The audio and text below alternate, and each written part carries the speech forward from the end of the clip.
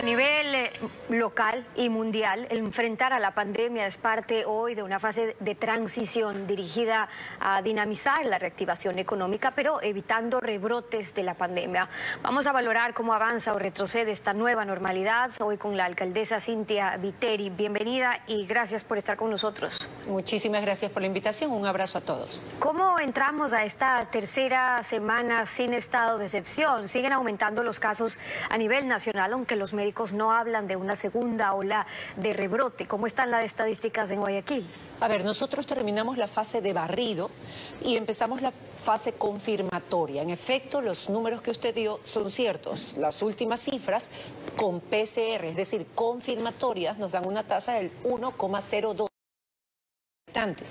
En la última semana que hicimos barrido, que fue del 21 al 25 de septiembre, atendiendo a 24.975 hogares, es decir, 100.000 personas, la tasa de contagio o los casos sospechosos, recuerde que hay una diferencia entre sospechar y confirmar con la prueba PCR. Los casos sospechosos en el último barrido eran de 9,51. Pasamos de 12,6 a 9,51. Todos estos resultados nos dicen que hay una disminución sostenida en los casos, salvo por una semana. La segunda semana de septiembre, pasamos de atender un promedio de 13 personas por día a 23 personas por día. Y de un mínimo de 7 personas por día a un mínimo de 19 personas por día. ¿Y a qué le atribuyen que haya sido en esa segunda semana? Esa segunda semana esperábamos ciertamente un ligero rebrote por las medidas que ya no son tan restrictivas, ahora son más de elección, es decir, que uses tú la mascarilla, que tú mantengas las distancias, que tú te laves las manos, pero que además te conviertas en un veedor o en una persona que ayude a los demás en el bus, en tu casa, con tus vecinos, a que cumplan las normas. No podemos estar en cada uno de los 600.000 predios u hogares que existen en Guayaquil. Entonces tú le puedes decir al que va en el bus, señor, súbase la mascarilla no es hasta la nariz. Puedes decirle al joven que llega de jugar fútbol a su casa, las abuelas, las madres, te quedas aquí afuera, te sacas la ropa, te lavas las manos, te pones alcohol antes de entrar a casa. Ahora todas las normas están en nuestras manos, ya no son restrictivas, ya son personales. Que eso sí se puede aplicar en función de lo que está viviendo el Ecuador, pero la situación en cada cantón es distinta. Sin embargo, el viceministro de Salud hacía un llamado reciente a perder el miedo, porque la pandemia, decía, va a seguir su curso, pero que si se siguen las normas de bioseguridad, las probabilidades de contagio son bajas. Usted trabaja con un comité de expertos médicos, epidemiólogos, exministros, que conocen también lo que ha ocurrido, además en otras partes, con las nuevas olas de contagio. ¿Coinciden? ¿Es lo que ha informado o le han informado a usted sobre lo que se espera en los próximos meses también en Guayaquil? Bueno, nosotros tenemos un control semanal, Steffi. Todas las semanas sabemos cuántas personas por COVID, tanto con casos sospechosos como con casos confirmados por pruebas PCR. La ventaja es que en el COE cantonal recibimos la información total, oficial, por eso le ruego a los medios de comunicación que recurran a la fuente. En el COE tenemos Ministerio de Salud, tenemos Seguro Social, tenemos hospitales y clínicas móviles, tenemos nuestros 49 puntos del municipio que atiende a las personas que podrían ser casos sospechosos de COVID. Si se van a un solo hospital, ya sea público o privado, van a tener la lectura o la foto de ese hospital, que no es la lectura de la ciudad de Guayaquil. Hablaban de 1.500 casos a nivel nacional en un solo día, 10 eran de Guayaquil. Hablaban de salas totalmente llenas de un hospital de la Junta de Beneficencia en Guayaquil, sí, pero antes eran 2 salas con 40 camas, ahora son una sola sala, 20 camas, 2 enfermos, cuya incidencia en Guayaquil es menor porque vienen de otras provincias. Entonces los datos deben ser los oficiales. Gracias a Dios contamos con todos los datos en el municipio de Guayaquil. Y de ahí viene la campaña a la que usted dice, no te confíes, yo estoy de acuerdo con usted, seguimos con la mesa técnica, no podemos confiarnos. El estado de restricción, el estado de excepción, las normas y el podernos guardar en casa terminaron, es cierto, pero empezamos o tenemos la obligación de cuidarnos cada uno de nosotros. Ahora, una vez que terminaron, a lo que usted dice, el municipio sigue haciendo sus muestreos en varios sectores. ¿Cómo van a evaluar si aliviaron las consecuencias de aliviar ciertas medidas como el que ya no aplique la restricción vehicular por placas, si genera o no un impacto en el número de contagios, esas y algunas otras? Toda la data la tenemos semana a semana. Ahora ya no hay restricción de movilidad en la ciudad de Guayaquil. Todas las placas pueden salir, pero sí hay restricción de motos. Dos hombres en moto de 7 de la noche a 6 de la mañana no pueden andar juntos. Tenemos control en las paradas de la metrovía o de los buses, con justicia y vigilancia para que la gente tenga mascarillas. Aumentamos el número de frecuencias en las horas pico y restringimos la circulación en el carril de la metrovía. El control, Estefanía, es a diario. Pero ese mismo control que nosotros hacemos como autoridades, tiene que hacerlo la ciudadanía también. No tenemos ¿qué? 2 millones de agentes metropolitanos para que estén atrás de cada uno de los guayaquileños. Guayaquil ha sido un pueblo que se levantó de la nada. Es un pueblo responsable. Que hay excepciones, hay excepciones. Entonces, que cada uno de nosotros le diga al de al lado que se suba la mascarilla o que se lave las manos. Lo importante es lo que viene ahora también, porque pasan los días y se incumplen además algunas ordenanzas. Han tenido que clausurar prostíbulos clandestinos, bares, fiestas que no están cumpliendo con ordenanzas del COE. ¿Eso ha aumentado en los últimos días? La gente empieza a sentir que ya cuando han pasado tantos meses es tiempo de hacer su vida normal. La vida normal ahora es usar mascarilla. Esto es nuestra vida normal. A esto nos debemos basar cuando hablamos de la nueva normalidad.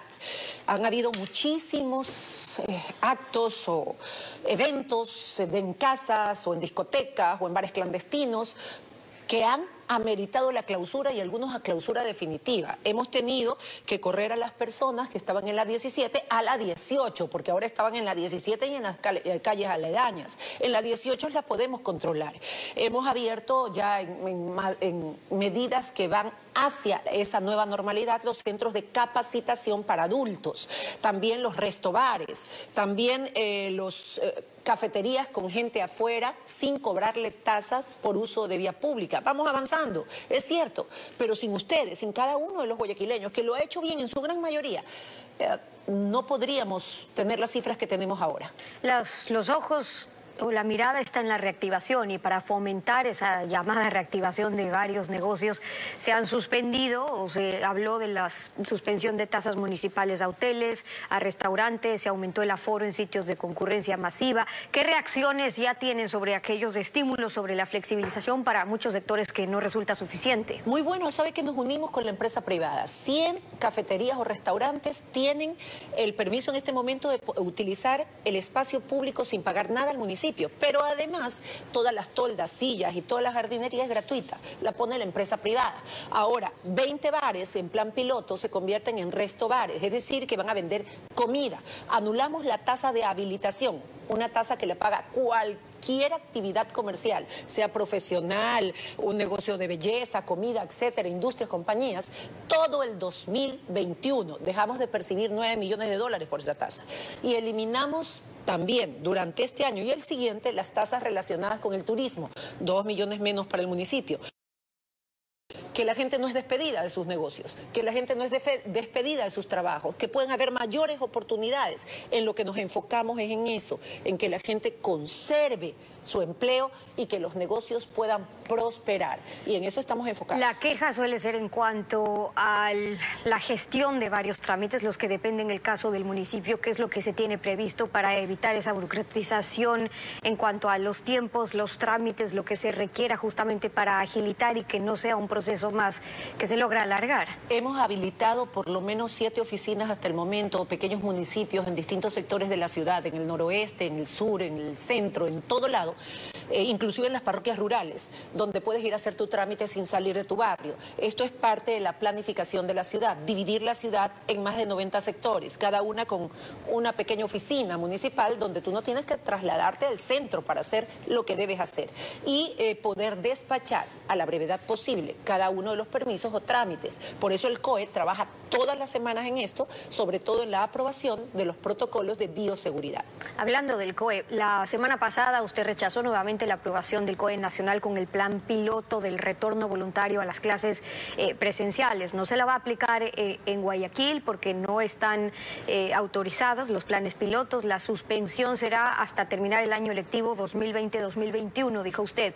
¿Y qué pasa para lo que resta del 2021? Ahí sí podrían aplicarse las distintas modalidades semipresenciales, parciales que sugiere el Ministerio de Educación, ¿o hay la probabilidad de que las clases no vuelvan presenciales en todo el 2021 en Guayaquil? Bueno, este año lectivo no hay clases presenciales. Por esta misma razón, el municipio de Guayaquil está contratando a 300 maestros, la mayoría mujeres, para ir a las casas de sectores deprimidos como Monte Sinaí, por ejemplo, donde no llega o el internet o la familia es tan pobre que no tiene ni siquiera un celular. Estamos contratando 300 maestros, tal como contratamos los médicos, para ir a las casas. Van a atender turnos de 2 o 3 chicos por casa para que ganen el año lectivo. Ya hablamos con el Ministerio de Educación, el Ministerio de Educación ha dado todo el apoyo y el aval, y de esta manera en octubre empezaríamos las clases a 6.000 niños, los más pobres entre los pobres, para que no pierdan el año lectivo. ¿Dónde? En sus casas. ¿Con quién?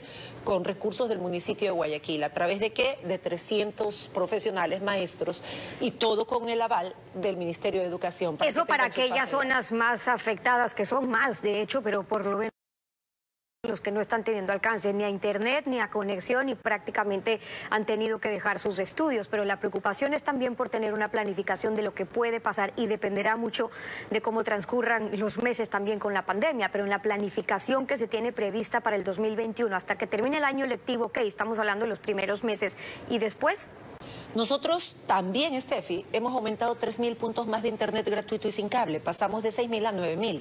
Todas las semanas ponemos nuevos puntos de internet. Donde también en los sectores más pobres, donde no llega el internet, donde no llega la señal. Y no vamos a parar porque ahora lo estamos haciendo dentro de las escuelas fiscales, para que en el retorno de clases, el año lectivo siguiente, los chicos puedan tener una sala con computadoras y puntos de internet gratuito, y acortemos la brecha entre la pobreza y la tecnología. Créame que esto es un trabajo a diario, en todos los ámbitos, en control, en educación, en salud, en todos los ámbitos. Es decir, que ese retorno de clases, cuando usted habla del siguiente año lectivo, es que sí está previsto, por lo menos por ahora, en lo que viene del próximo año 2021. Sí, el año lectivo, con la bendición de Dios próximo, y repito, con la bendición de Dios, podremos tener clases presenciales. Este, no. El sector de la construcción es el más dinámico, está fuertemente relacionado también con el municipio. Se tomaron ahí varias medidas que van desde exonerar el 50% durante 5 años del impuesto predial, o a los que compran una casa nueva, o las regulaciones más flexibles del uso del suelo, urbanización, la promoción inmobiliaria. ¿Hay resultados o avances de esas disposiciones? Muchísimos, Estefanía. A ver, no solamente en el sector de la construcción, donde se han tomado medidas a las que usted hace referencia. Por ejemplo, que cualquier inversionista que quiera hacer proyectos de urbanización en Guayaquil no pague, la persona que compra, es decir, el dueño de casa, no paga 5 años su impuesto predial. Pero también el inversionista tiene ventajas, puede construir hacia arriba, en menos terreno, puede hacer más metros de construcción. Adicionalmente a todo esto, hay nuevas normas respecto de los comercios y de toda tienda o negocio o consultorio que no haya tenido permiso. Aprobamos una ordenanza y les dijimos a todos, ok, están ahí, vengan, regularícense, no se les cobra sino una cuestión mínima, y de aquí en adelante todos vamos a trabajar en orden. ¿Y eso ha traído como consecuencia que se haya pagado más esa tasa de regularización, o todavía están a la espera? ¿Sabes que en este momento no estamos pensando en los ingresos del municipio? Es más, estamos dejando de recibir 11 millones de dólares condonando o no cobrando ciertas tasas. Aquí lo que nos interesa es y que todos puedan tener su permiso para trabajar y no estar sometidos a chantajes de nadie o de algún funcionario inescrupuloso. Siempre los hay, en todas partes los hay. Entonces ahora todo el mundo se puede acercar al municipio, hacer su trámite por línea, y tendrá el permiso de su restaurante, de su consultorio, de su negocio, que no lo ha tenido por años, sin pagar los años donde han funcionado, sino una cosa muy pequeña para poder regularizar todos esos años.